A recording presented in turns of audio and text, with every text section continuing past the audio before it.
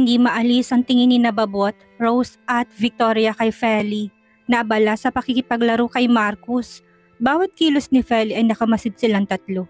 At sa bawat kilos ng dalagay lalo lang nilang nakikita dito si Luna. Parehong-pareho ang dalawa. Paano kung mali tayo ng hinala, Aling Babot? Paano kung hindi naman talaga siya si Luna at nagkataon lang talaga ang lahat? May pag-aalala sa boses na tanong ni Rose. Hindi natin malalaman kung hindi natin aalamin, Rose. Ani Babot. Hindi ba't nakakapagtaka?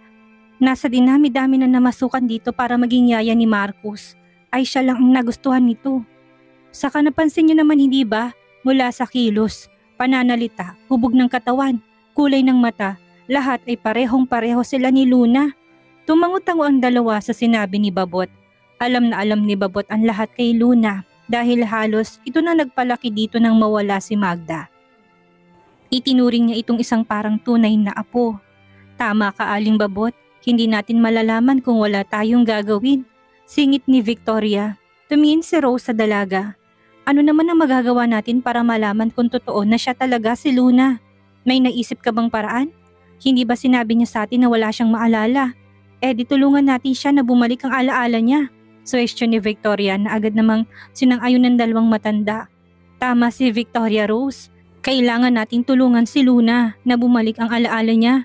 Yun lang ang tanging paraan na magagawa natin para malaman ang totoo.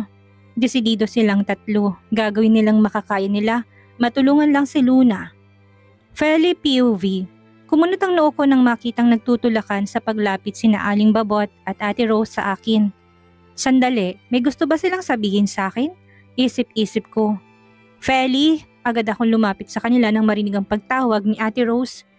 Pamilyar ba sa yung babaeng to? Muling tanong ni Ate Rose sabay pakita ng hawak na litrato na halos mabura ng mukha ng nasa larawan. Dahil sa kalumaan, umiling ako. Paano ko makikilalang nasa larawan napakalabo? Mukhang matagal na itong nakatagot ngayon lamang inilabas. Saka tila nabasa pa ito ng tubig dahil nanulas ang kulay nito. Sabi ko sa'yo, palitan mo ng litratong yan ng mas malinaw dahil maski ako, hindi ko makikilala mukha dyan ni Magda. Aling Babot, ito ng pinakamalinaw na litrato niya na meron ako, dahilan ni Ate Rose.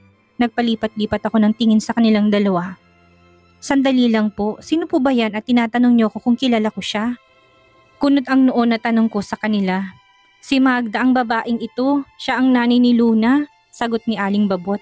Nang bumakas ang pagtataka sa mukha ko'y kagad na nagpaliwanag to. Nagbabaka sakali lang kami na kilala mo siya, Feli. Hindi ba Rose? Siniko niya si Ate Rose na agad namang tumango.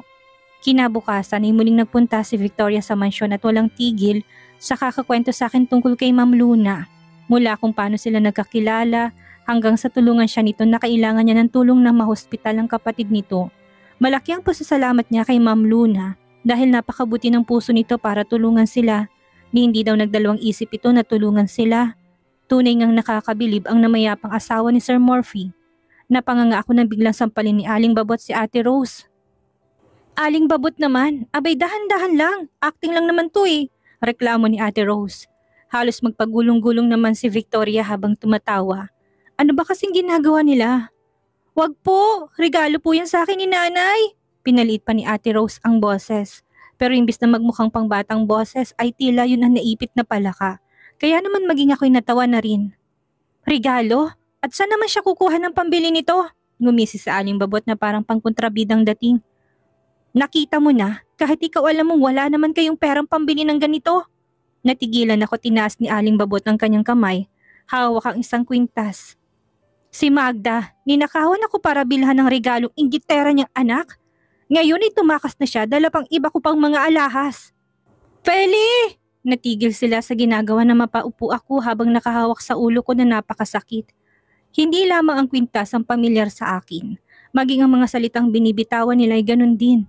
Nabibingi ako sa mga boses na naririnig ko. Pakaramdam ko'y sasabog ng ulo ko. Ang huli kong natandaan ay malakas na sigaw nila habang tinatawag ng paulit-ulit ang pangalan ko. Nang magising ako ay bumungad sa akin ang mukha nilang apat na may pag-alala sa mukha, kasama si Marcus. Mamster, wala na pong masakit sa iyo? Agad na tanong ng alaga kung puno ng pag-aalala ang mukha. Let her rest, son. Mukhang pagod na pagod siya at kailangan ng pahinga. Ganun na lang ang panlalaki ng mata ko nang marinig ang boses ni Sir Murphy. Nasa bandang uluhan ko pala siya.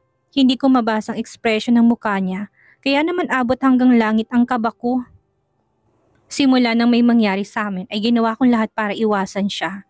Hindi ko kasi magawang tumingin sa mata niya dahil sa sobrang konsensya sa ginawa kong pananamantala sa kanya. Nang mapatingin ako kay Ate Rose, Aling Babot at Victoria ay halos magpantay ang kilay ko sa pagtataka. Kung makaiyak kasi ang tatlo ay para bang huling lamay ko na ngayon. Daig pa ng mga tong nagluluksa sa isang lamay. Nag-iwas ako ng tingin nang makitang naninimba ang tingin sa akin ng amo ko.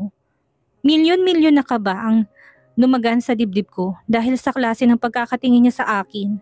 Parang may halong pagdududa at pananantya. Nang marinig kong sunod niyang sinabi ay nanlamig ang talampakan ko.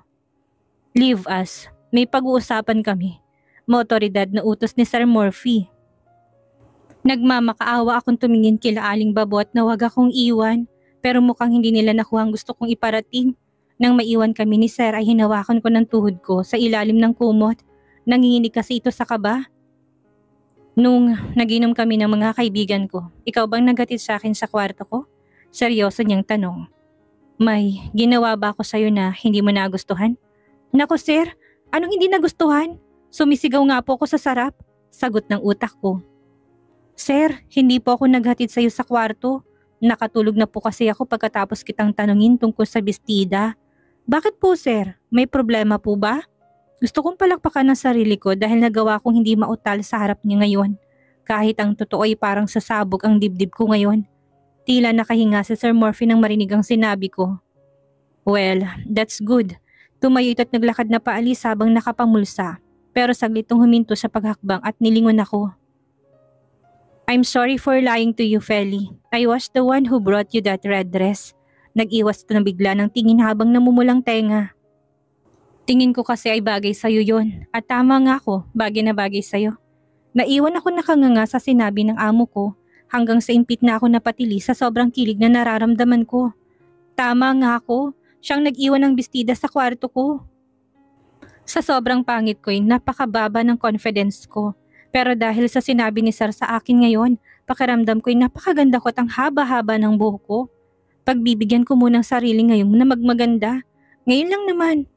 Naghihiwagaan ako sa kinikilos nila Aling Babot, Ate Rose at Victoria. Panay kasing yakap nila sa akin at halos magtatalon sila sa tuwa nang sabihin ko sa kanilang tungkol sa mga boses na naririnig ko at imaheng malabo sa panaginip ko. Ang nakapagtataka pa ay nagiiyakan sila nang sabihin ko sa kanila na lumilitaw sa isip kong imahe ng isang lalaki na kaboses ni Sir Murphy. Sasabihin ba natin kay Sir ang tungkol sa nalaman natin? Agad akong sumandal sa gilid ng pader at nagtago. Naririnig ko nag-uusap sina Ate Rose at Aling Babot. Gabi na ngayon at umuwi na si Victoria. Wala tayong sasabihin kay Sir, Rose. Walang kasiguraduhan kung paniniwalaan niya tayo. Baka mamaya pag-isipan niya tayo ng masama. Paano kung isipin niya na nagsisinungaling tayo at kasabwat natin siya? Baka imbis na makatulong ay mapasama pang lagay niya rito sa mansyon. Hintay na lang natin na siya mismo makaalala ng lahat. Sino kayang pinag-uusapan nila? Isip-isip ko. Pero Aling Babot, mas makakabuti kung malalaman ni Sarang lahat. Napanunok ako ng marahas. Paano kung tinutukoy niya yung tungkol sa nangyari nung nakarang araw? Hindi pa naman mapugto ang halikan namin ni Sar nung gabing iyon. Baka mamaya nakita pala nila kami. At ngayon ay nagbabalak ang mga ito. Naisumbong ako kay Sir. Hindi lang noo kong pinagpapawisan sa naisip ko kung hindi ang maging buo kong katawan. Lumabas ako sa pinagtataguan at nilapitan sila. Lalong lumakas ang hinala ko na tungkol sa nangyari ng gabing iyon ang pinag-uusapan nila ng magpulasan silang dalawa. Hindi ako sanay na ganito silang dalawa sa akin. Bigla'y parang iwas sila na kausapin ako. Galit na marahil ang mga ito dahil napaka-ambisyosa ko at mapagsamantala akong tao. Hindi ko mapigilan ang mapahikbi. Ayaw ko na maging ganon ang tingin nila sa akin at layuan nila ako.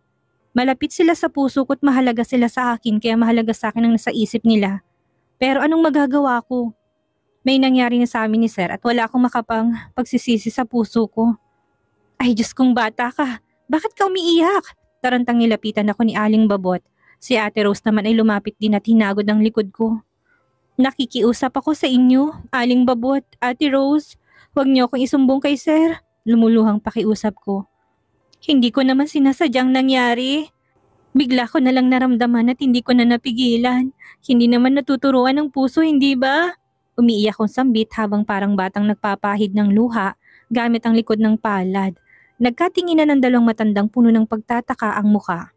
Maniwala po kayo, hindi ako ganong klase ng babae. Alam kong pangit ako at walang karapatan na mangarap.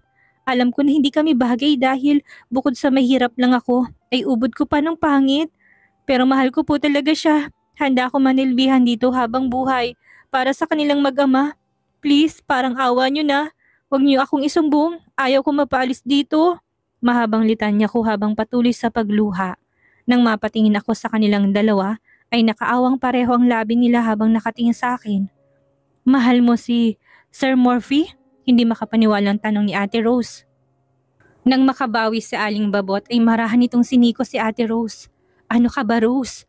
Nakalimutan mo yata na utak lang ang nakakalimot at hindi ang puso. Makahulugan itong sabi. Nang tumingin siya sa akin ay kumikislap ang mata ni Aling Babot sa nagbabadyang luha. Walang duda, ikaw nga siya. Natigil kami sa pag-uusap nang makarinig ng yabag. Agad na nag-iwas ako ng tingin kay Sir Murphy. Nakararating lang. Buhat nito si Marcus. Mukhang katatapos lang ng mga to na maglaro dahil parehong basa sila ng pawis.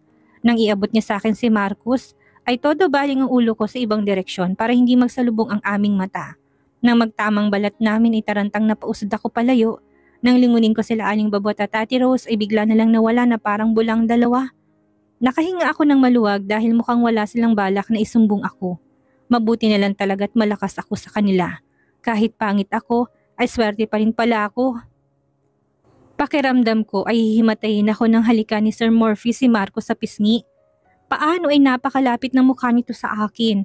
Hindi lamang yun. Habang nakahalik siya sa pisngi ni Marcus ay nakatingin siya sa akin ng kakaiba.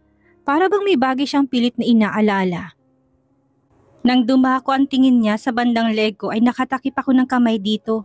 Bigla akong pinagpawisan ng malapot. Lalo nang makita kong paniningkit ng kanyang mata. Diyos ko, nalagot na. Ani ng utak ko. Oo, at hindi na ito kasing pula nung nakarang araw pero nagkulay pa sana ito. Pero halata pa rin na chikinini ito. Grabe naman kasi si Sir Murphy na manggigil. Ang tindi. Sa katunayan na hindi lang isang kiss mark ang ginawa niya sa katawan ko. Kung hindi na parami, natatabon na lang to ng damit ko. Maliban tong nasa leeg ko. Itinuro ni Sir ang leeg ko. Kiss mark ba yan?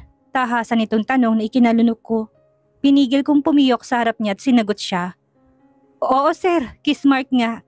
Natigilan siya sa naging sagot ko. Kiss mark ng lamok sir? Dugtong kong bigla. Pinatigas ko kunwari ang expression ko. Itong alaga ko tuloy ay nagsalit-salita ng tingin sa amin ng daddy niya. Bakit sir? Hindi ka naniniwala? Porket ba't pangit ako'y dapat pati lamok hindi ako datapuan? Akala ko'y makakalusot na ako pero hindi pala. Tuwid siyang tumayo sa harapan ko kaya naman napatingala ako sa kanya. Base sa pagiging seryoso ng kanyang muka ay tila hindi niya ako pinaniniwalaan.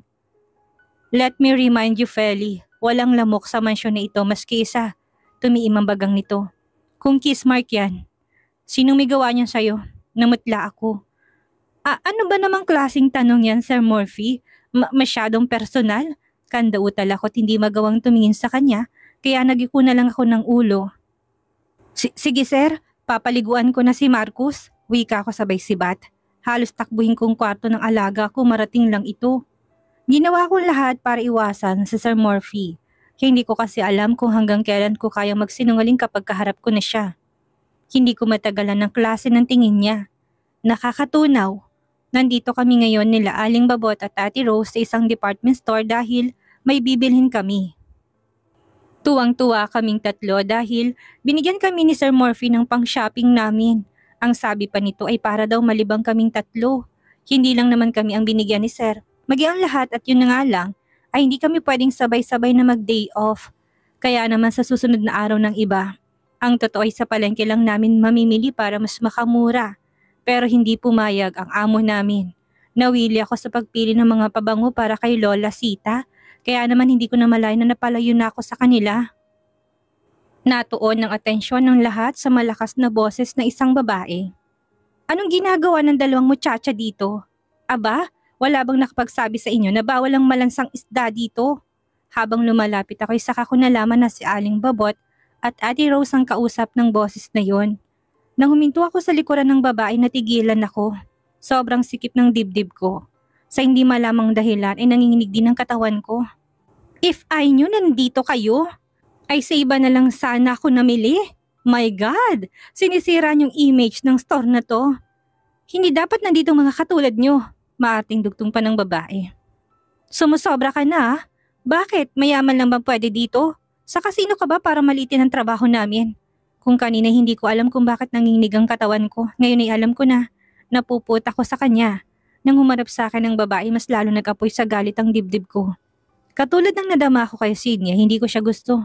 May parte sa sarili ko na gusto ko siyang saktan sa hindi ko malamang dahilan. Tinignan ako ng babae mula ulo hanggang paa nang may pangungutya. Freak! Oh my God! Hindi ka ba tumingin sa salamin? Alam mo naman siguro kung gaano ka kapangit, right? Bakit lumabas ka pa ng lungga mo? Pwede ba, Nancy? Huwag mo kaming astahan na parang nakapakataas mong tao sa lipunan.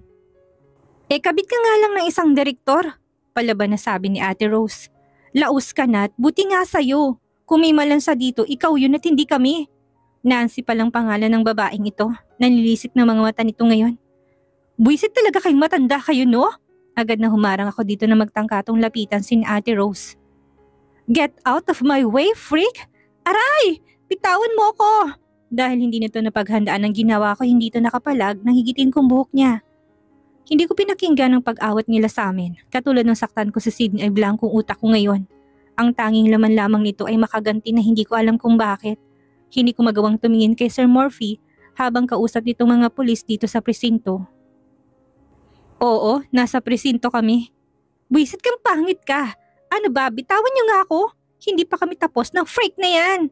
Ang boses ni Nancy ang maririnig sa buong station.